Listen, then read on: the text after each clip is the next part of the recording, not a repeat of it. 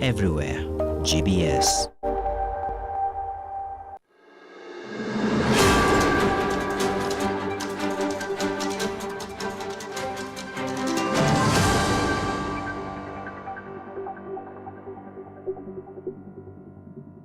A very good evening. You are just in time for GBS News at 9. My name is Beatrice Njeri. Our sign language interpreter is Paul Mathenge, and together we will be taking you through the stories making headlines tonight. But first, here are the highlights. In this affordable housing program, there is a chance for every Kenyan. It is now law and mandatory reduction as Ruto signs housing levy legislation bill into law.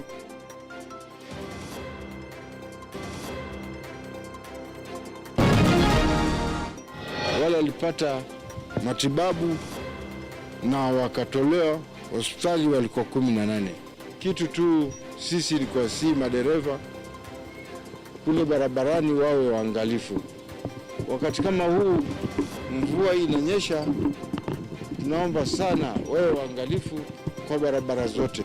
Kenyatta University suspends learning for 3 days in mourning of its 11 students who died in a Monday road accident involving the institution's bus and a trailer.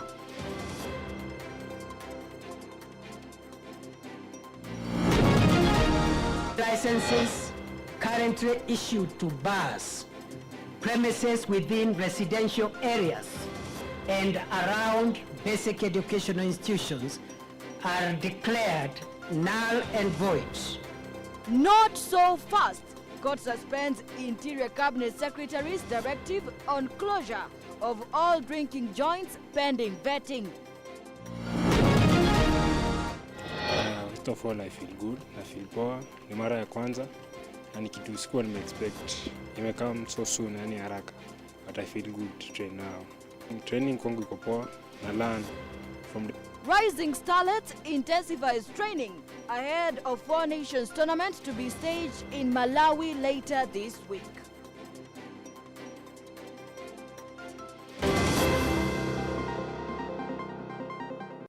And now President William Ruto has today assented to the Affordable Housing Bill after it was passed by Parliament. The signing ceremony was held at State House, Nairobi, which now means that Kenyans will from this month pay the housing levy. The 1.5% tax from both the employer and employee will take effect at the end of the month. Here are the details. President William Ruto has today signed the controversial Affordable Housing Bill into law. Ruto appended his signature on the bill at State House, Nairobi, paving way for the return of the unwelcomed housing levy deductions. 20% of the housing units will be social houses. 50% will be affordable houses. That means the people who are who earn 20,000 and above, they will have a 50% chance to own houses in our affordable housing program. And 30% will be the people in the middle class or the people further up the ladder. So in this affordable housing program, there is a chance for every Kenyan. Both the Senate and the National Assembly passed the bill last week, with several amendments including bringing county governments on the fold. All employers and employees will have to remit a deduction of 1.5 from their monthly salaries, further puncturing the citizens' pockets. The levy had been declared unconstitutional by the High Court in 2023, and then the Court of Appeal upheld the decision, maintaining that the levy was introduced without a legal framework. Ruto's government has however maintained that the suspension provided a room for restructuring the bill, and now provides a new legal framework for the levy. Some of the institutions that will be mandated with implementing the housing project include the Ministry of Housing, National Housing Corporation, county governments and private entities, as approved by the Funds Management Body, which is the Affordable Housing Board. Hilary Kabila, GBS News. Kenyatta University has suspended learning for 3 days from Wednesday in honor of 11 students who died in a road accident in Mango on Monday. Deputy Vice Chancellor Washeke Wanjohi has said. On his end, Interior Cabinet Secretary Kithure Kindiki has asserted that the number of road traffic accident fatalities in a year has surpassed the number of people who died from COVID-19 pandemic between 2020 and 2022. Here is more on this. A series of shattering road accidents have left many Kenyans in shock and mourning, claiming the lives of several individuals and leaving many others injured. In the latest incident, at least 11 Kenyatta University students have died in a grisly road accident involving their school bus and a trailer on Monday. Voice of County Police Commander Ibrahim Dafala confirmed. Dafala said 10 students died on the spot, while another one breathed his last in hospital. 42 students sustained serious injuries, while 4 had slight wounds. Wale walipata matibabu na wakatolewa hospitali walikuwa 18. Na wale ambao tayari walikuwa wamepoteza maisha ni 11. Ni kisa cha kusikitisha, lakini yametokea. Kitu tu sisi ni kwa madereva kule barabarani wawe waangalifu. Wakati kama huu mvua inanyesha, tunaomba sana wawe waangalifu kwa barabara zote. The accident is said to have occurred in Maungu, Voi, in Taita Taveta County, along the Mombasa-Nairobi highway. The school bus was carrying public health students who were heading to Mombasa for an academic trip. The trailer was heading to Nairobi at the time the accident occurred. The school bus was carrying 58 passengers. About 4 students escaped unhurt. They were taken to Maungu police station awaiting further processes. Sisi kama jimbo la kaunti nashukuru sana madaktari. Manake madaktari wako kwa mgomo, lakini angalau tumeona wakisaidia hawa vijana wetu wadogo ambao wametoka Kenyatta University waliopata ajali kule sehemu za Maungu. Kenyatta University students and staff who were critically injured in the Monday road accident in Maungu, Voi, were airlifted for specialized treatment. On Tuesday, the University Vice Chancellor, Professor Paul Wainaina, visited the Moi County Referral Hospital in Voi to check on the status of the students and staff involved in the accident. Madereva wakiwa barabarani wakuwe waangalifu, ni kwa sababu hizi ajali za watoto wa shule zimekuwa nyingi. Kenyatta University, in a statement, has suspended all classes for 3 days starting on Wednesday, March 20th, to mourn students who died in the road accident. In response to the tragic incident, Education Cabinet Secretary Ezekiel Machogu described the road accident that took the lives of 11 Kenyatta University students as devastating not only to the higher learning institutions, but to the education community at large. In a statement dated 19th March, the Cabinet Secretary gave assurance that he will work tirelessly to ensure the safety and well-being of all learners and will closely examine how such accidents can be prevented moving forward.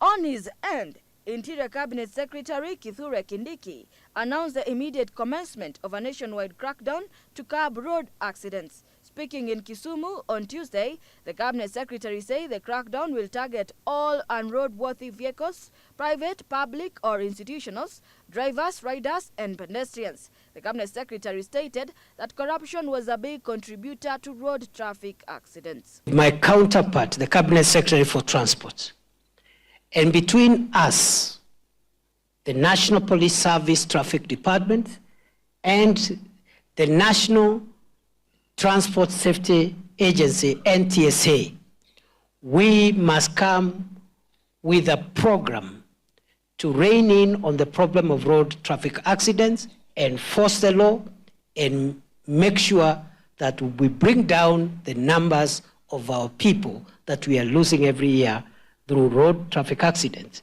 and the number of our people that are getting injured, and are wasting critical family resources. There has been a steady increase in road carnage in the country since the beginning of the year, with most accidents blamed on reckless driving. Statistics released by the National Transport and Safety Authority in February this year painted a grim picture of the situation on Kenyan roads. According to data from NTSA, 649 people lost their lives in road accidents from Kenya in January 1st to February 20th, 2024. Very, very sad. Sending our heartfelt condolences to the friends and families who lost their loved ones, and of course wishing a quick recovery to those who are still in hospital. Moving on, a High Court in Kisumu has suspended Interior Cabinet Secretary Kithure Kindiki's order on the closure of bars in the fight against illicit brew in the country. The court, in its ruling, suspended Kindiki's directive pending a hearing to determine the matter at hand. Susan Nganga with the details. A High Court in Kisumu has halted Interior Cabinet Secretary Kithure Kindiki's decision to close bars as part of the crackdown on illicit brew in the nation. The court, in its interim ruling, has suspended Kindiki's order until a formal hearing can take place to deliberate on the issue.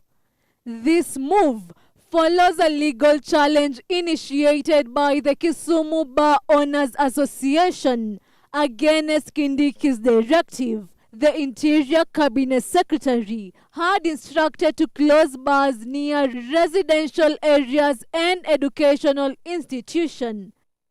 Any licenses currently issued to bars and other outlets, premises by county governments that are contrary to the provisions of the Alcoholic Drinks and Control Act, especially as relates to licensing premises within residential areas and around basic educational institutions, are declared null and void. NACADA will be doing research and surveys in respective counties to establish the magnitude of drug abuse and come up with necessary interventions to put in place. As cheap alcohol continues to wreak havoc in Mount Kenya and Kenya at large, urgent measures are underway to enact laws safeguarding communities from the deadly consequences associated with illicit brews. Susan Nganga, GBS News. The government is creating a conducive environment that supports innovation in the country, President William Ruto has said. He said programs such as the Presidential Innovation Challenge and the WAD, the Hustler Fund, the Youth Enterprise Fund and the Women Fund play a pivotal role in providing funding for ideas, talents and other ventures. Additionally, he said the government's investments in infrastructure, including projects like Jitume Labs and the transformation of the youth empowerment centers into innovation hubs, will further bolster the innovation ecosystem. To further enhance innovation, he said the government will adopt tools like the Global Innovation Index to measure the report the country's progress accurately. He urged development partners and the private sector to support the government in expanding the program to enable more youth and innovators to participate and benefit. The head of state commended the Kenya National Innovation Agency's effort in implementing the 10-year master plan launched during the Kenya Innovation Week Commonwealth Edition in November 2023. Youth Affairs, Sports and Creative Economy Cabinet Secretary Ababu Namwamba said the aim of the awards is to promote innovation as a drive for socio-economic development by fostering an entrepreneurial mindset and commercialization of Kenyan innovation.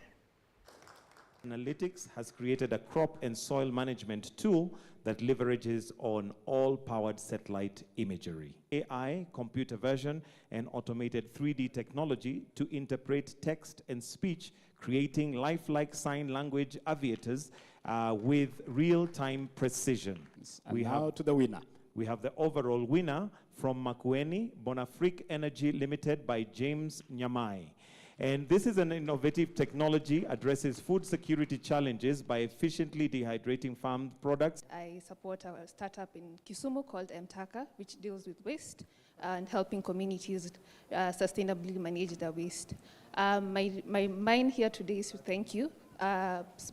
So many words have been said here today, but mine is to thank you for integrating young women, in as much integrating youth in innovation and entrepreneurship, also looking at how young women can be integrated into entrepreneurship, because you know, if you educate a woman, you're educating a whole community. So mine is to say thank you for that, and thank you for all the support that you're showing to young women, all the 30 representatives of the county here, as well as the CEO and the Kenya Innovation Team.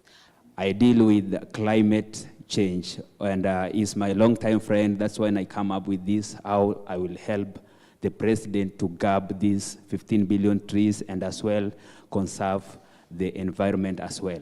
So because I had this idea, I came up and ensured that I see what youth most like, and I found that youth mostly like maybe art.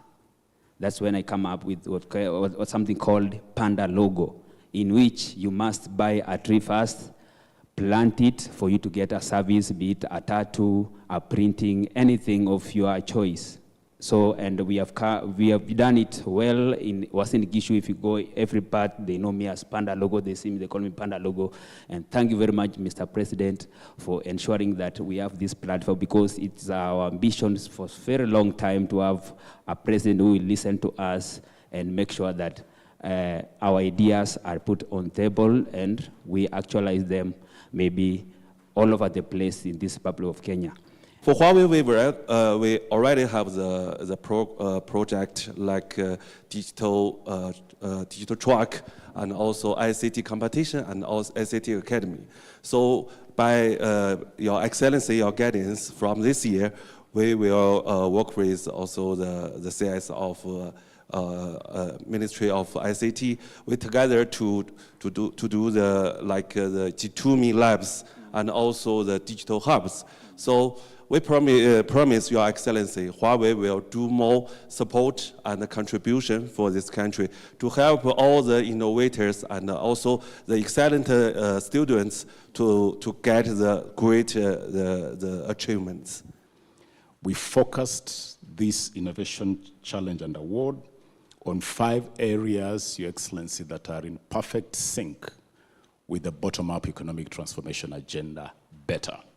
Those 4 areas are food security and agriculture, digital transformation, healthcare, entertainment and gaming, and climate action and green energy.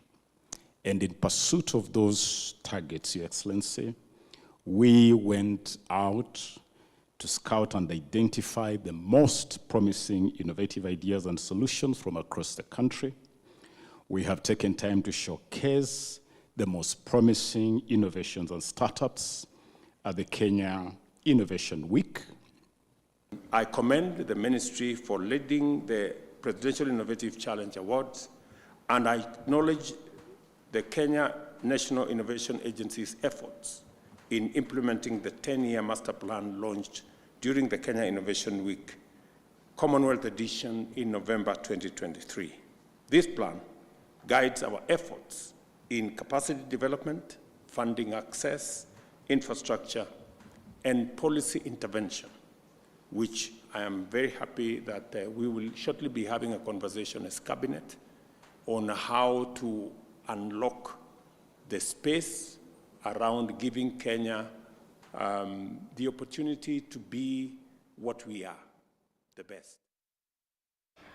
Moving on, Timothy Njaga, speaking on behalf of the family, confirmed that the post-mortem was carried out on Tuesday, with government pathologist Peter Ndegwa and family pathologist Dr. Mitchaka overseeing the procedure. The family has expressed contentment with the findings and has requested privacy to grieve Rita's loss. Rita, who served as an output producer for broadcast platforms at the Nation Media Group, tragically passed away on Sunday, March 17, 2024. According to report from Kileleshwa Police Station, Rita was discovered unresponsive in her residence in Kileleshwa.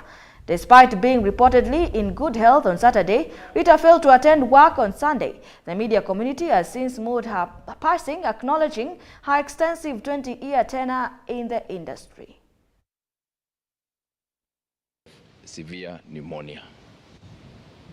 She died of severe pneumonia, and we are satisfied with the results.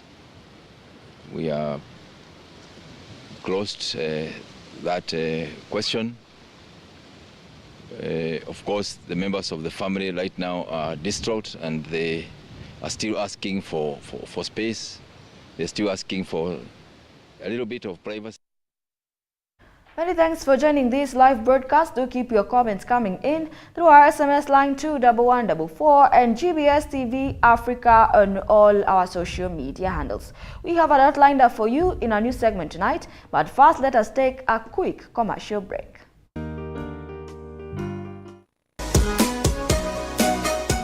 Kwa hakika karibu mtazamaji wangu wa GBS TV mahali popote ulipo.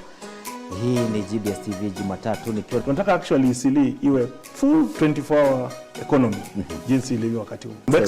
Yes, jela walikusema nini? Inamaanisha 5 yote 10. Yes. Mbwetsi. Hiyo ni lugha ya vijana. Lugha ya mtaa. But we have a bigger role to play as Kenyans. Change of mind. I know GBS unafuatanga hiyo mambo ya mindset. So it's high time we begin to change the way we think and how we do things. Nikiangalia sasa mahali imepitishwa jana hiyo bill, hiyo motion. Then in terms of the executive, already walikuwa na mpangilio yao. So is the interest of the executive, kwa sababu kuna projects walikuwa wameweka. It means ati sasa disaster imetokea, labda nyumba imechomeka ama nini imefanyika. We have disaster. Korogosho kuna disaster. Hata hiyo njia ni disaster. So sisi tuliambia county government of Nairobi lazima waweke mikakati ya kupeana hizi chakula. Si ati sasa zile kumechomekewa ndio unapelekea mtu blanketi, unapelekea mtu unga, no.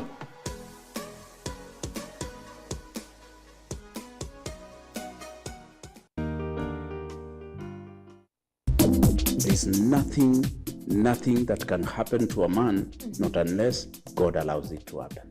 Do according to him, and he shall love you. He shall love them, and he shall take care of them. Because he says, those who love me, I will hold their hands till the end of time. Invite someone to come to your house. One of the things that they cannot forget is the phone charge. When it comes to relationships and probably communication, that distance is not a barrier. Yeah. But it is in communication, in effective communication. So have you told your daughter how they acquire HIV and AIDS? When I go to speak in school, they will tell me, ukimwi ni mnyama mbaya. And no, sio mnyama. They have to know how it happens.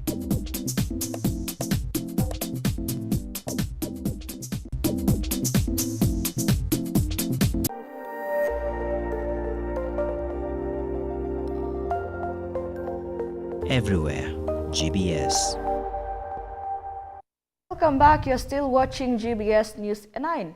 Kenya finds itself on the front lines of a digital battleground as the nation intensifies its effort to combat cyber threats. With the rapid expansion of technology comes a surge in online vulnerabilities, prompting authorities to ramp up their defenses against malicious actors seeking to disrupt, steal, and infiltrate. Speaking during the annual National Public Key Infrastructure Forum earlier today, Principal Secretary for Broadcasting and Telecommunications, Edward Kisiangani, called for collaboration efforts between the government and private sectors in enhancing cybersecurity. Here are the details. The Principal Secretary for Broadcasting and Telecommunications, Edward Kisiangani, has today called for more efforts in enhancing cybersecurity in the country. Speaking during the annual National Public Key Infrastructure Forum, Kisiangani underscored the need for preparedness to confront cyber threats collectively. Cybersecurity is the bedrock of all digital transformation initiatives. We must therefore ensure that all our platforms and networks, whether they are facilitating e-government services, e-commerce, or connecting workers and employers, are protected from any cyber threats. I'm proud that the national public key infrastructure and the licensing of electronic certification provided by the ICT industry regulator have set the country on the path to secure the digital space. As building digital trust faces multifaceted challenges, one major challenge is the evolving nature of cyber threats. And on her part, Ms. Mary Mungai, the chairperson board of directors at Communications Authority of Kenya, lauded the efforts Kenya has made in ensuring business growth despite exposure to new threats. Kenya has made significant progress in the communication sector, bringing in line with advanced markets worldwide. However, we all know that as technology evolves, so do the threats. As a country, while we have adapted technologies that drive business innovation and growth, we are increasingly getting exposed to new and emerging technology threats. As such, we must protect our critical information infrastructure from malicious actors to safeguard our economy and data integrity. We are now licensing electronic certification service providers to deliver digital certification services to application developers, consumers including businesses and individuals. The ICT Authority is the government certification authority for enabling of e-government services. Given this progress, we are now shifting gears to increasing capacity building and awareness of digital certification ecosystem, which is one of the reasons we are holding this forum today. In today's fast-paced and interconnected world, digital trust has become paramount as we steer through the complexities of a globalized society.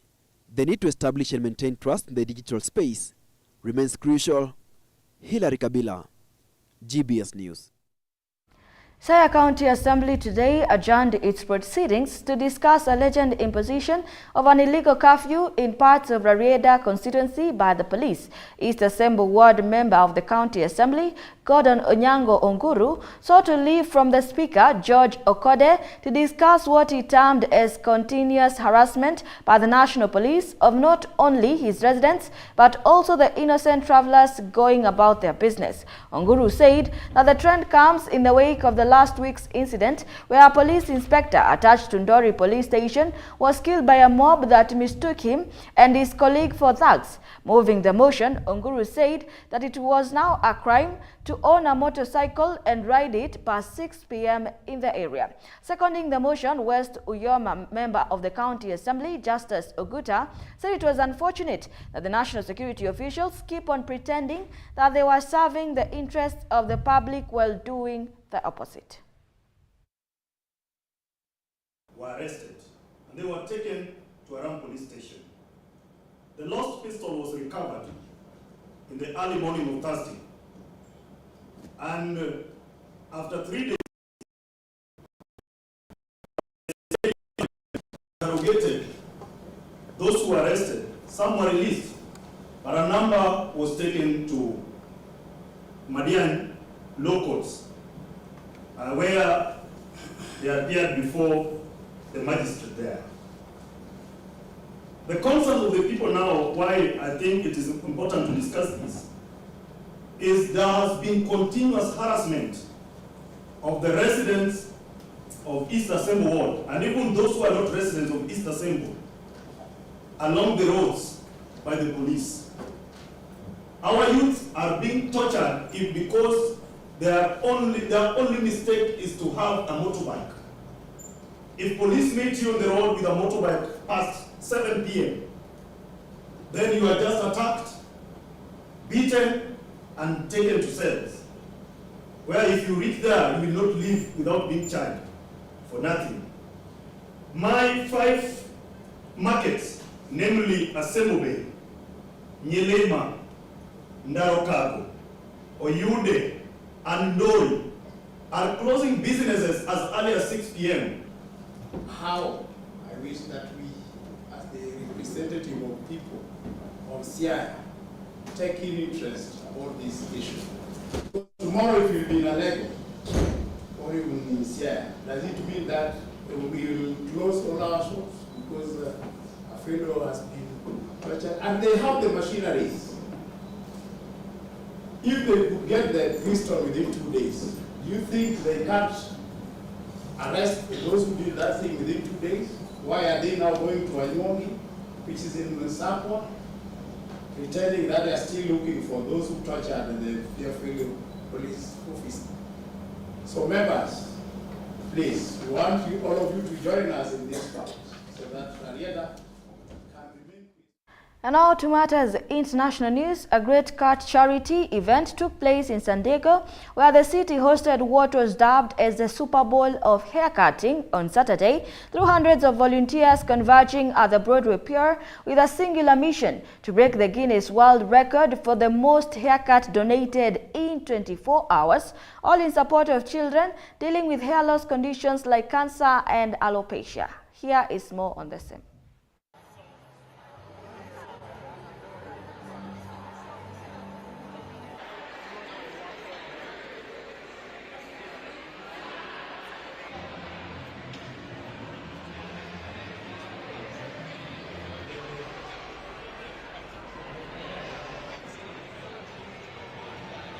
This event, organized by the Long Hairs, a company catering to men with long hair, drew people from all corners of the country, with thousands more sending their hair by mail, all contributing to the noble cause. We are here at the Broadway Pier in San Diego. This is the Super Bowl. It is the world's largest hair donation event, where we are attempting to break the Guinness World Record for the most hair cut and donated in 24 hours. We have hundreds of people here in person. We've also had thousands of people mail in their hair. It's all getting ran through the system here that we've developed for the Great Cut, and we're getting it done. Everything here goes to children with hair loss. I got here today around 11. I was shift, but there's still so many people here that need to get haircuts, so I'm staying until we're finished, maybe? I don't know. I don't know if we're going to finish. How are we supposed to finish this? Through an adjudicator present, the volunteers were targeting the current record of 153 kilograms of hair, not just by breaking records, nevertheless, also creating tangible. Today, I'm here to adjudicate the record attempt for the largest donation of hair in 24 hours. The record to beat is 153 kilograms, and the record holder is the same who is attempting today. Jennifer Macau, GBS News.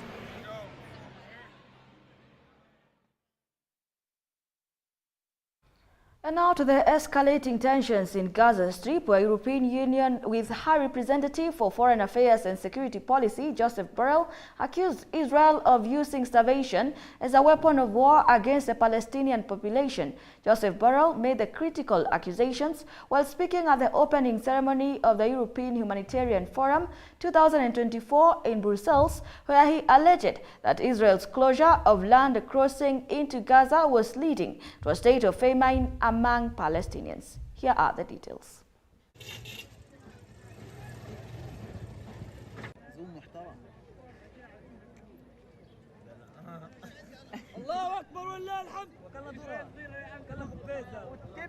Borrell also warned of the dire situation in Gaza, stating that it was quickly becoming a territory without order, describing Gazans as no longer on the brink of famine, but already at the state of famine. Of famine. We are in a state of famine, affecting thousands of people. Chancellor Scholz told Prime Minister Netanyahu, we cannot stand by and watch Palestinians starve. Okay. Borrell highlighted the risk of Gaza becoming the first failed state before even existing, with armed groups and organized gangs taking control. And the territory of Gaza is very quickly becoming a territory without any kind of order, not a state, but a single order. It's more and more looking like Haiti, like Somalia, like Syria, or Mosul. This will be the first failed state before having existed. All territories beyond the control of a state become spaces captured by armed groups, organized gangs living of trafficking of all kinds, which basically leave population with only two options: immigration or terrorism.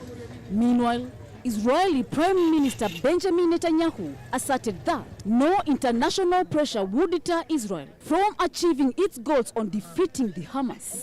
The Israeli military has been accused of delaying the land deliveries, although Israel denied the accusations, claiming to be facilitating the aid deliveries by the roads. Netanyahu's war cabinet has approved plans for action in Rafah, where displaced Palestinians are sheltering. We are determined to complete the elimination of Hamas. This necessitates the elimination of the remaining battalions in Rafah, and of course 1.5 battalions in the central camps. We are determined to do this. We have an argument that I put on the table, and everyone knows it. Even Jake Sullivan, the US National Security Advisor, said it yesterday. We have an argument with the Americans about the need to enter Rafah. Not about the need to eliminate Hamas, the need to enter Rafah.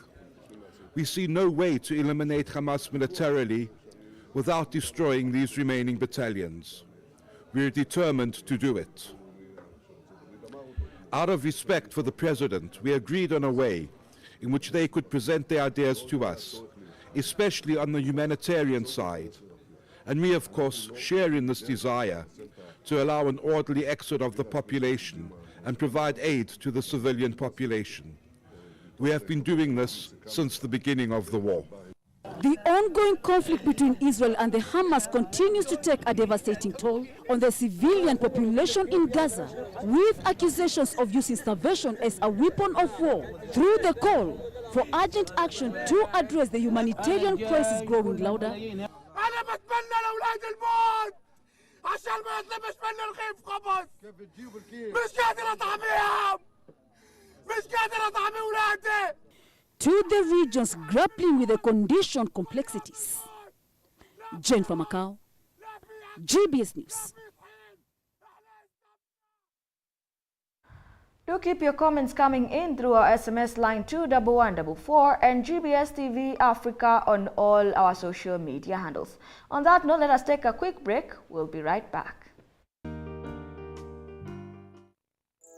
What has fitness to do with health? So it's a lifestyle. They're lifestyle diseases because we change from where we used to be, from a place where you're not able to afford these things. But now because you can afford, you do think the best way to go about it. It's very unfortunate that these things come to you when you are 45. Yeah. And that's why you find even young people nowadays, we're losing very young people, treat people to blood pressure. It's not a weight issue. Their cardio health is at risk because they're not active. I know you know very well. I just don't know why you don't do this. When you exercise, you release some feel-good hormones. You feel amazing. You feel like you can conquer the world. This is the underrated solution for all sicknesses and all diseases that you may have to fight in this world.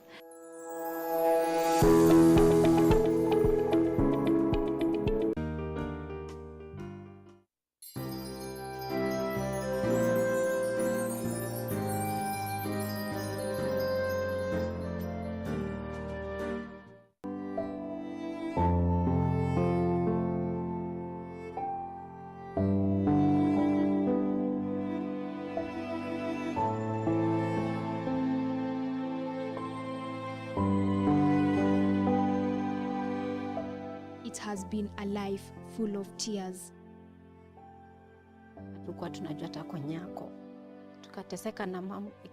Pain, agony and desperation, with the slightest bit of hope almost gone. Sina baba wala mama na sina mtu wa kunisaidia. Ninapitia maisha magumu sana. But with a tender touch from a few who care and beckoned a smile to wipe away our tears, our faces are now lit up in ever-blazing hope.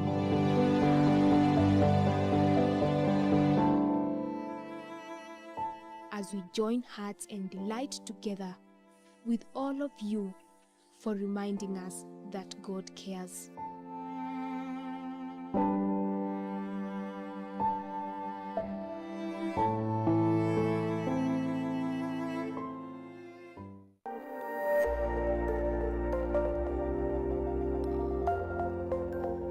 everywhere.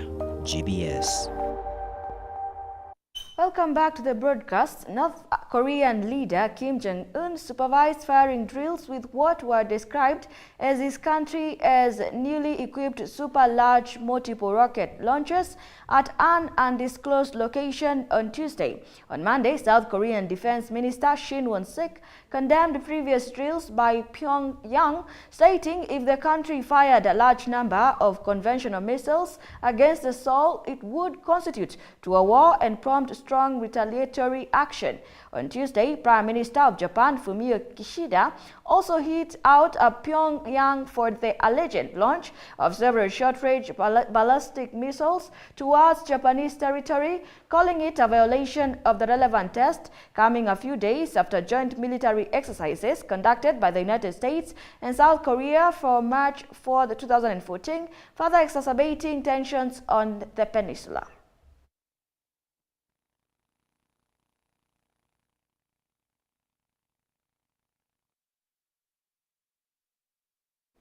Tensions reached a boiling point in the Buenos Aires as clashes erupted between police and protesters demanding an end to cuts in soup kitchen funding and unrest, underscoring deep-seated frustrations over austerity measures implemented by the Milei administration. Here are the details.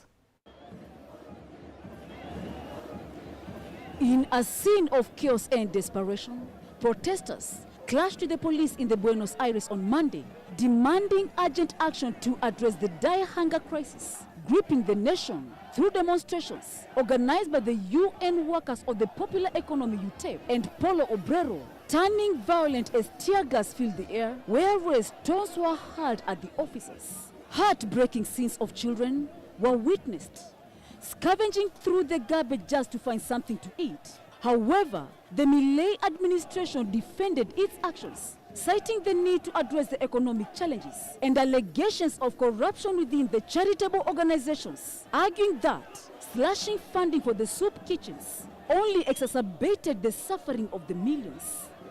Jane from Macau, GBS News.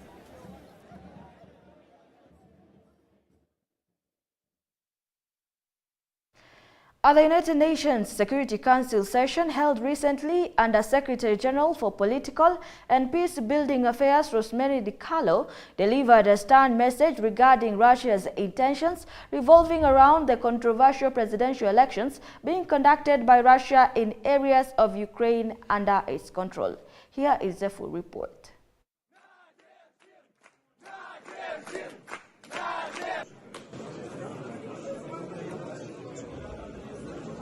DiCarlo means no words, labeling Russia's move as unacceptable, highlighting concerns over the past elections being conducted in what she described as coercive environment under international humanitarian law. Russia's intention to conduct presidential elections from today, 15 March, until 17 March, Ukraine under its control, are unacceptable. The UN Human Rights Monitoring Mission in Ukraine has documented that past so-called referenda and local elections have been conducted in a coercive environment.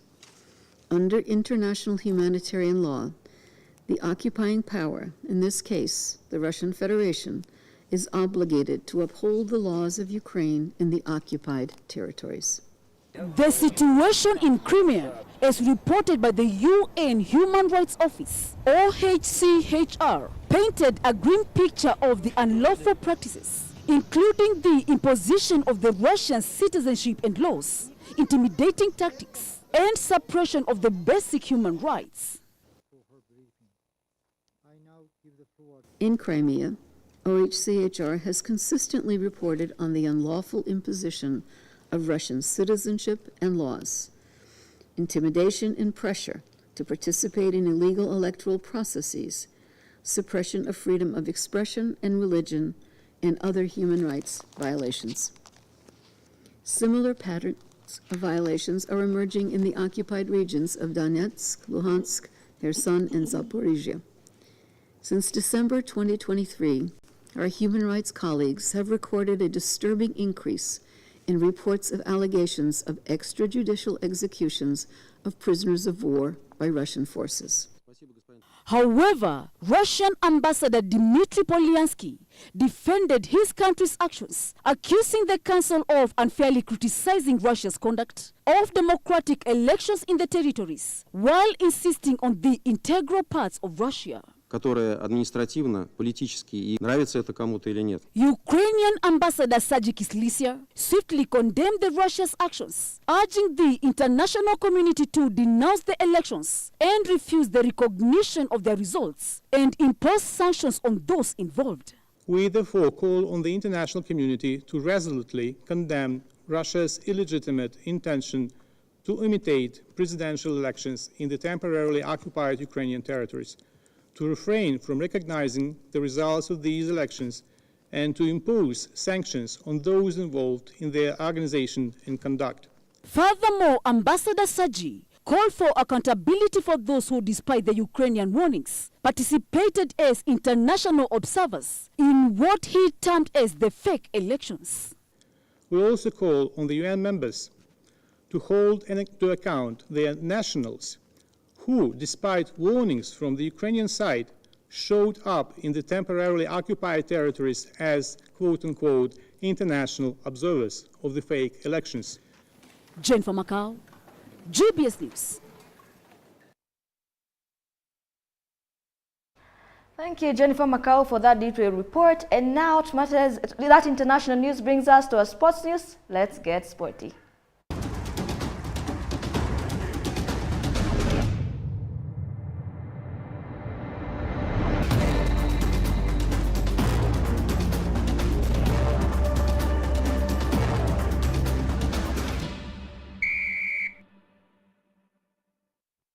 The Kenya Under-20 national team intensified their preparation ahead of the Four Nations tournament set to take place in Malawi. The tournament will now consist of two other teams, Zimbabwe, Malawi, owing to the withdrawal of Zambia. Kicking off their campaign, Rising Stars are set to clash with Zimbabwe in their first match on Friday 22nd, 2024, while their second match will feature Malawi on Sunday, March 24th at the Bingu National Stadium. This tournament holds significance as it aims to develop and expose elite youth talent, which also serving as preparation for the upcoming 2024 AFCON Under-20 qualifiers later this year. Provisional squad include goalkeepers Ibrahim Wanzala of Kakamega Homeboys, Junior Thiambo of Migori Youth, Joshua Kea of Rainbow, Kevin Alois of Mathare United, Isa Emuria of Ulinzi Stars, defenders Nesta Olum of AFC Leopards, Sigmund Maina of Kariobangi Sharks, Junior Masinza of Kakamega Homeboys, Baron Ochieng of Sofapaka, Francis Kamau Bidco United, Fidel Otieno Mathare United, Paul Ochoga Gor Mahia, among others. Midfielders among others include Linus Munyao, Rainbow, Hamisi Otieno, Homa Bay, Lucas Maina, Ulinzi Stars, Bernard Ouma, Nairobi United FC, and Rayan Wesley, Rainbow. Forwards are Delphine Omuri, Shabana, Hassan Beja, AFC Leopards, Brian Boya, Bidco United, Adrian Olo, Nairobi United, Umar Lajab of Apollonia FC, Albania, and Oliver Machaka, Kakamega Homeboys, among others. This is big because when you look at Europe, especially in UEFA, whenever the senior team is playing, the U21s or U20s or U19s play the day before or the day after. And we want to adopt this format because we are very serious about development. We also now have a ministry that's serious about developing. I think that we have been wanting to do this, or we couldn't do it before because we didn't have the right investment. I think that now with the cooperation we have between ourselves and the ministry, this is possible. When you look on this pitch now, there are about 60 boys in the development pipeline, 60, who all can play for Harambee Stars. Among them, one day, maybe 5-6 years from today, 11 will play for Harambee Stars. And I think that it's the best thing that can happen in terms of football succession and development. At FKF, we're very excited about this. We want to support them. The group going to Spain, the group going to Malawi. This is one pool of players under our coaches. It's a big change for us. And I can only say that let's support them, let's give them support they want. Let's keep doing the job. Doing it once is not enough. You have to do it every time there's a window. In June we do it again. We do it again in September like that. And then we can see the results thereafter. I'm over the moon really to sit here and watch two full-fledged youth teams pretty much aging towards the end of the development pipeline. The under-19, a team that we have watched right from the school ball games. We have watched through the Sekafa under-18. We have watched them through the Talanta Hela Inter-County competition. Now they are gelling into a competitive national team. It's really exciting. It's like planting a fruit tree and starting to see the fruits bud and give the promise of fruits. So this is very exciting. But to say this is the only way to the top, there is no other way. There is no shortcut. There is no magic. The only way to the top is to invest in a robust, deliberate, intentional, structured youth development program with that pipeline going all the way to the grassroots. Moving on, world number 2 Carlos Alcaraz defended his Indian Wells title with a straight-set win over Daniil Medvedev in a repeat of last year's final. Alcaraz 20 beat the Russian world number 7-6, 6-1 to claim his first title since Wimbledon in July. The Spaniard was returning from an ankle injury, which forced him to retire from his opening match at Rio Open last month. Alcaraz secured his 13th career title and became the first repeat winner at Indian Wells since Novak Djokovic won 3 straight titles from 2014 to 2016. Carlos Alcaraz returned to number 1 in the rankings after he won last year's BNP Paribas Open.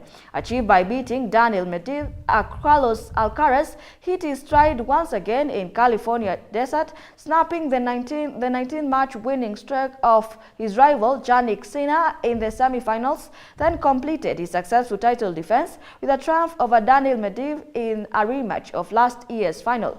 Alcaraz, who was stung on his forehead as a swarm of bees forced a delay in his quarter-final win of Alexander Zverev, recovered from 3-0 down against Medvedev to force a tie-break and clinch the first set. Alcaraz joined Rafael Nadal in bagging for Masters events before the age of 21. He added to his trophy haul for the first time since Wimbledon.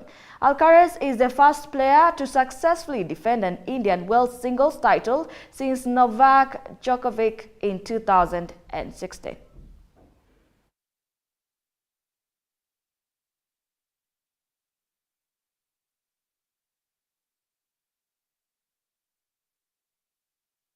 And that sports news brings us to the end of our news segment tonight. Here at GBS News at 9, we make your news our business. My name is Beatrice Njeri. Our sign language interpreter is Paul Mathenge. Good night.